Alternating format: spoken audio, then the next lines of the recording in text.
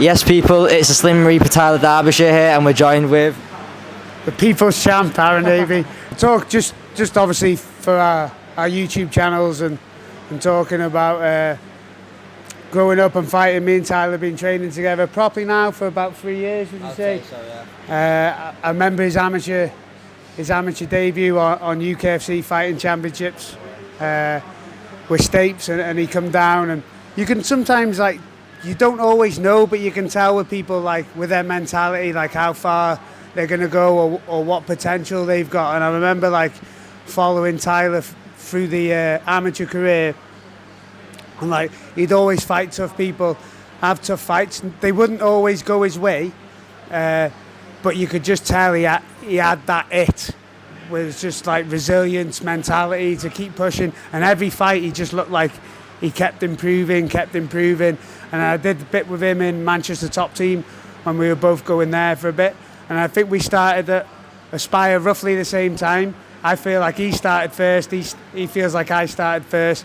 But just watching him grow and progress, and I feel like I talk about this on my channel a lot, like being an amateur and what you've got to do to get a good level, and talking about, like, the examples of, like, Conor Hughes and stuff. Tyler's one of them who did everything at amateur, fought every tough fight he could, and now he's reaping those rewards as a pro. So just a little touch upon that, yeah. So I met Aaron when we was on UKFC. I had my coach Stapes, I was at SBG at the time, and Aaron actually matched me for my amateur debut. And I got matched with a lad called Callum McCauley, and I remember that being, like, a really hard fight. It was well matched as well, and I always liked being on UKFC. I've fought on there twice now, and Aaron's always done a good job at matchmaking. So we met there. And I think we first got, like, a conversation together. It was at Top Team when I went over for a sparring session, and Aaron was there as well. We ended up meeting all the way, like, a couple of years later at Aspire, and he's been one of my main training partners ever since then as well. So, like, even having Aaron on the mat, such a veteran at the game as well, who's done it all, been there, said he's done it, and had such a good story and such a great career. It's been, like, it's so good to look up to every single day on the mat as well. So we've got loads of rounds in, hundreds and hundreds of rounds. I've even gone to his gym as well at IPC Wrexham, and, like, the lads there are all, like, so young but full-time athletes as well, and you've got, like, some of the main guys like Jacob and Rich Vernon and stuff like that who were, like, in the 20s, and they're such high level. Like, I like coming down to ABs quite a lot because every single person there's such a hard grafter, you know what I mean? Like, and it comes with his fighting style as well, just a gritty, tough style where they can't get broken. And every single time AB comes on, like, I remember, like, at one time at Aspire when we first started doing, like, sessions every single week with each other, and it'd be like, right, you started half guard on a Monday morning, and it'd be like every single week he'd be trying to get me, and he'll try a new system every single week, and then I'll be trying to adapt to it, and we'll just consistently get better. There'd be, like, times where I'll be in camp and there'd be no flyweights there, and we'll just do 5-5s with each other. He's been a massive part of my amateur career, and he's given me a lot of confidence when I'm sparring as well with, like, Aaron, because, like, he's done it and he's been there as well. So when me and him are going at him, fucking battering each other as well, you can't not be ready for a fight because he's done it so many times. So it's good having a role model like AB as well there in your gym, but also one of your main training partners as well. No, I appreciate that, mate, and I do feel like you've helped me grow.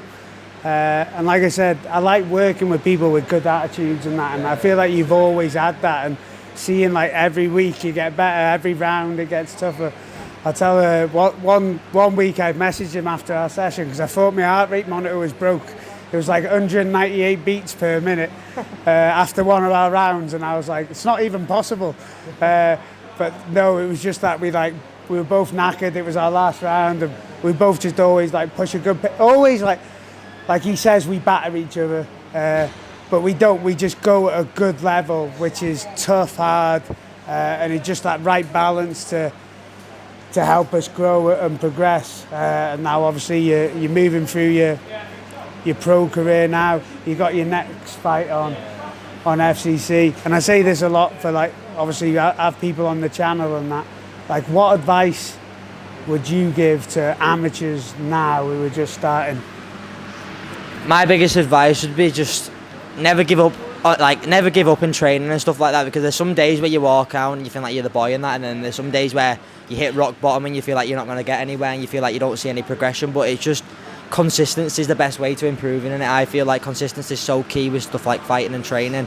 Also, like, being true to yourself and not bullshitting yourself is, like, the biggest thing that helped me improve so much. Could there be days in that where I'd be like, I finished camps when I was younger and I'll go like, oh, I tried my best, but you didn't try your best. You had that cheat meal now and again, or you didn't do that run you said you was going to do. So being honest with yourselves, like the best way for a young amateur to improve. Like a lot of people want to do the pretty stuff and make it look like so nice on Instagram, but it's not how it works. The simple stuff wins fights, and that, like with your S&C, with your training, the boring long stuff that no one sees is the most important way to get better, I feel like. What do you think on that? No, I agree with you, mate. I always say it's about like where you finish, not where you start, and as you're progressing, you have to be honest with yourself. It's the hardest sport in the world to stick at and be good at, because you're the nail so many times. Like you're the nail for the first 12 months, no matter what level you're at, who you're going through, and then even as you progress, as days you go home, you drive without the radio on, and like you just have to have that resilience to keep progressing. That's why, like, I always say to me amateurs, people like yourself, Connor Hughes and that, who had like mixed amateur records at the start and then just started getting better, progressing, developing, and you can see the progress, and that's going through that resilience. That's having those honest conversations with yourself and your team. That's always looking to improve and grow. So I completely agree with you on that, mate.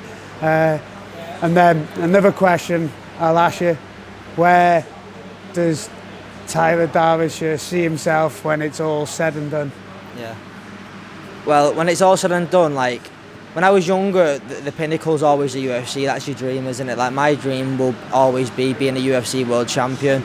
But as the more that goes on, it's not that it fades away, because that's always plan A, that's number one. But it's also like making myself proud, if that makes sense, and making sure everyone that I'm around's proud of me, and also like supporting my family and my team, like as well as fighting as well. I also do love coaching as well, like watching my little brother like progress as well, and he's been doing me little big brother, and like even then like just me helping my family in that as well, and having a career where I look back at myself and go, you know what, every single camp you tried your best, every single fight you tried your best, you was honest with yourself, and no matter what, you tried your best to get to where you wanted to be. That's what makes me happy. So with MMA and that, you can't choose a path which way you go down. It's the most honest and truthful path, I feel like, as well. All you've got to do is keep winning your fights and you'll get to where you want to be, but it's a fucking hard road to get down. So when it's all said and done, I just want to look back at myself and go, you know what, you tried your fucking best, and no matter what, you tried your best. So wherever that leads up, fuck knows where the wind takes me, I guess, but I do want to be a UFC world champion. That's my goal, and that's all I'm driving towards. Every single day I'm in this gym, it's like, how can I be the best athlete? Where do I need to improve? What goal am I missing here? And it's always about improvement, and it's always trying my best. And then like that carries down to like my brother now as well, who's won his first amateur title. He's been doing MMA, competing for like a year now. He had his debut last week, a year ago. So, and now he's had 6 fights since then, and he's won his first title. So even stuff like that, watching my brother progress and grow, and watching like even like my girlfriend fight last week as well. She won a 4th title. She's going on to win a 5th. So like everyone around me is a winner, I feel like, as well. So that's what I feel like. Yeah, I'll answer the question. So just like obviously finishing off, next fight, FCC, September 26th. Tell the people where they can come watch you, and then we'll leave it there, mate. Yeah.